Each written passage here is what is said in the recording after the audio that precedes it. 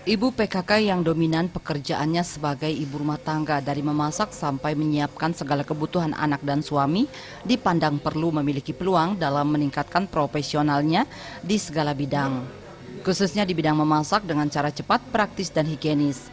Praktisi keterampilan Andi Kodriat mengatakan, ibu PKK perlu diberikan pembinaan dan pelatihan keterampilan diri seperti memasak, usaha salon, dan kegiatan positif lainnya yang dapat menunjang dan menopang keuangan keluarga. Dengan keterampilan dan keahlian serta kecakapan hidup, maka ibu rumah tangga bisa membangun usaha sendiri secara mandiri. Ya, salah satunya itu untuk menghadapi MEA ke depan kita harus siap untuk menghadapi MEA. Ya, sumber daya lebih ditingkatkan.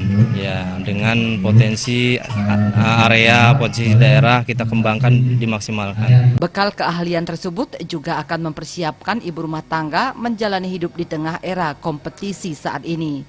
Kedepannya, ibu rumah tangga harus sudah siap menghadapi masyarakat ekonomi ASEAN dengan mengasah dan meningkatkan keterampilan dan keahliannya sehingga mampu membangun usaha kecil di berbagai bidang. Suryantari dan Trimaja, Bali TV.